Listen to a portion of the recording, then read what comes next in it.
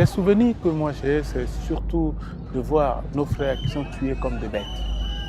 Leur cœur était gorgé de haine, qui se sont levés et qui coupaient leurs semblables avec des couteaux, avec des machettes. Personne ne pouvait entendre la voix de la raison. C'est comme s'ils se nourrissent de la violence. On marche dans le sang pour arriver au pouvoir. Il y a une telle pauvreté et une telle misère qu'aujourd'hui, tout est prétexte à crise, tout est prétexte à règlement de compte, tout est prétexte à vengeance. Since the end of 2012, the Central African Republic, a small and very poor landlocked country of 4.5 million, has been convulsed by civil war and sectarian violence. A struggle over political power, land and resources now sees mainly Christian militia groups known as anti-Balaka, pitted against a mostly Muslim militia known as ex-Seleka.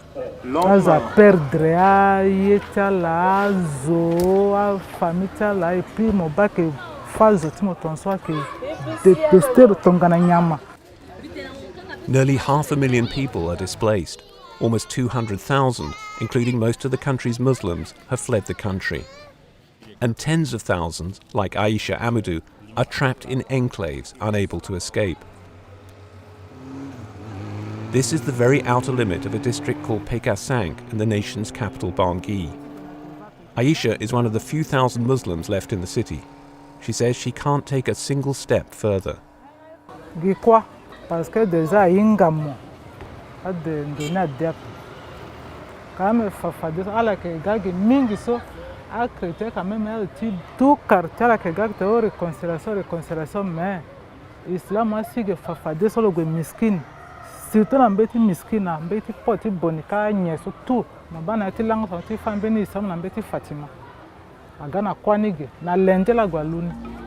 Now Aisha, whose husband was killed in the fighting, ekes out her life in a tent, totally dependent on aid.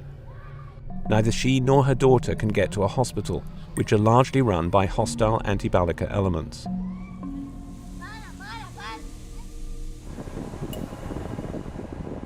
Aisha is not alone. Not far away, 20,000 Christians live in this miserable displacement camp alongside the country's main airport. Stranded people and planes making bizarre bedfellows. This ruined aircraft used to belong to the country's self-styled Emperor Bokassa, a dictator from the 70s, a reminder of decades of instability.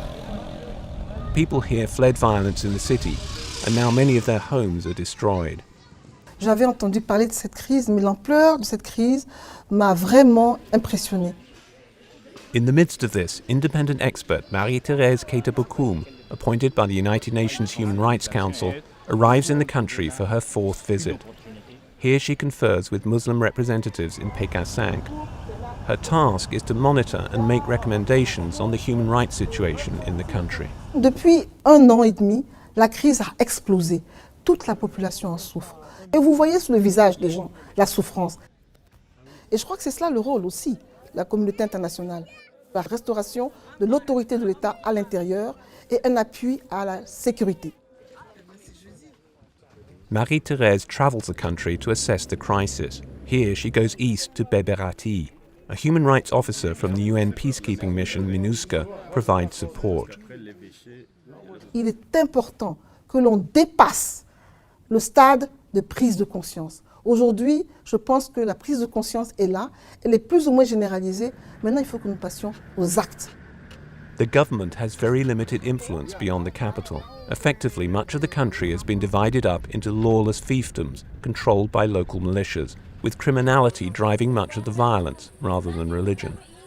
For many, the only protection comes from the United Nations. UN and other international peacekeepers were deployed after the current crisis erupted. In Beberati, Marie-Thérèse meets first of all with the mayor, but the real power lies with these anti-Balaka militia leaders who arrive halfway through her meeting. Marie-Thérèse visits a local prison. The mayor has assured her there are no women prisoners, but... Mais ce qui était le plus frappant, c'est de voir toutes ces personnes réunies dans une seule cellule et surtout de voir une femme dans la même cellule que les hommes. Et plus marquant, ces détenus n'avaient rien à manger. Ils n'avaient absolument rien à manger. And not only is there a woman, there's a 15-year-old boy. Both have been accused of witchcraft by an anti-Balaka leader. There's been a spate of such accusations recently. It's allegedly to settle scores and intimidate opponents. Tout le monde a des droits. Les accusés ont des droits aussi, notamment le droit d'être jugés, le droit à un procès équitable. After her intervention, human rights officers with the UN mission follow up with the local magistrate and secured the release of both woman and teenager. It's a tiny step forward in the monumental task of changing the dynamic, back towards peacetime normality and the rule of law. In Bambari, Marie-Thérèse confronts these ex-Seleka leaders over human rights abuses committed in their area of control. She then investigates the situation at Yaloke, northwest of the capital. Several hundred Muslims from the pastoralist Pearl tribe have been trapped here since early 2014. They fled attacks by anti-Balaka militia, who are now preventing them from moving on. 46, including many children, have died here, often from malnutrition, exacerbated by psychological trauma. This baby has just been admitted to the local clinic. As well as international attention, the situation at Yaloke has brought courageous intervention from inside the country. Il y avait les anti-Balaka qui ont constaté que dans un de nos véhicules, il y avait les Peuls. Ils ont crié et les autres sont arrivés avec des couteaux. The Catholic Archbishop of Bangui, Dieudonné Nzapelenga, travelled to Yaloke to organise aid. He agreed to bring a sick girl and her family back to the capital. But on the edge of the city, his car was surrounded by an angry mob. Il y avait un jeune qui est venu en furie, en colère, agressif. C'était leur chef. Mais moi, je suis un homme de Dieu, je crois au miracle. Ce jeune est venu, j'ai dit, je vois la colère, la haine, le désir de vengeance dans tes yeux, dans ton cœur. Viens ici recevoir la bénédiction.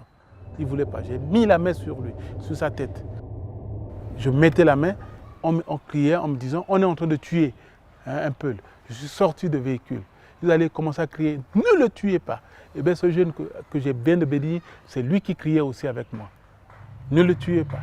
The mob wanted to kill the family and the Archbishop himself simply because he was helping Pearl Muslims. He succeeded in bringing the girl and her family back to his residence in Bangui, where they're now living safely under his care. Archbishop Nzapelenga and other religious leaders are major voices for reconciliation in the country and key allies for Marie-Thérèse's efforts. Cette plateforme religieuse est un élément très important, un exemple de solidarité, de la valeur de l'être humain et du respect de ses droits.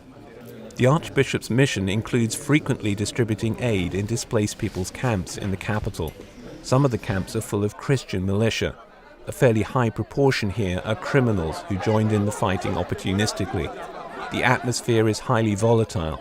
Murder, rape and robbery are frequent in these camps.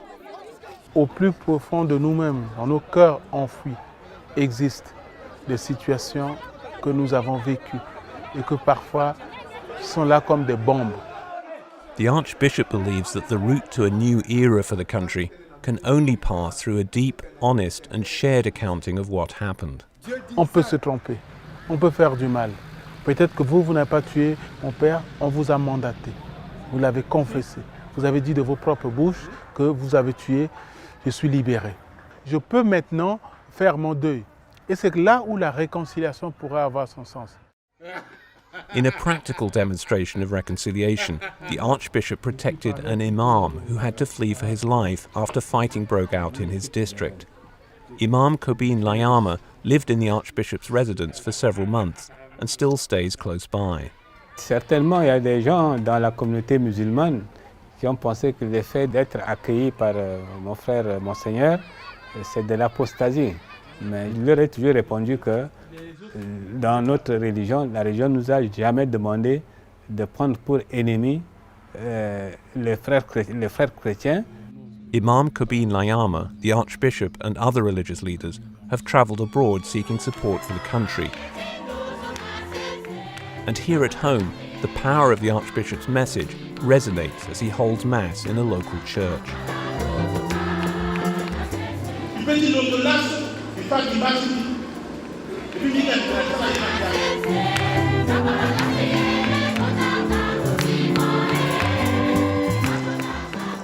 Despite these efforts, Marie-Thérèse recognizes that many are currently very pessimistic about the future of the Central African Republic.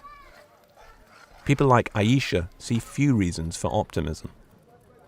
Carrément, RCA ta ganda nkonjo nisa ingangkete et puis ay soso aga komera kinawa akiunzi andape me ambena za peti gusa me ambena za ke gusa andape zuska duna ke unji.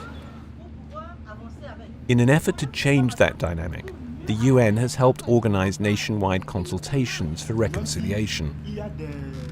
Marie-Thérèse is one of the experts of the Special Procedures System of the Human Rights Council, who work unpaid to protect and promote rights around the globe. After her visit, she delivers her recommendations to the Council in Geneva. La République centrafricaine, à ce moment clé où elle se prépare pour des élections présidentielles qui devraient permettre la fin de la transition.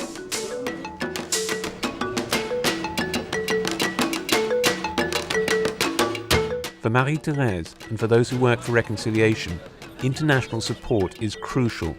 But ultimately, they believe, the citizens of the Central African Republic themselves have to work together to build a future.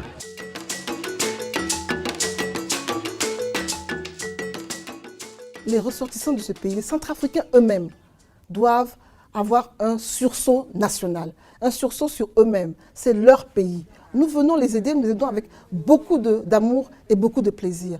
Mais eux-mêmes doivent commencer ce sursaut. Et je suis sûre aussi que la communauté, devant justement cette prise de conscience, devant ce sursaut, devant cette volonté d'aller de l'avant, viendra certainement apporter son aide pour que chacun comprenne que celui qui est à côté est son frère et qu'il n'y a pas d'autre endroit où il puisse aller que la République centrafricaine.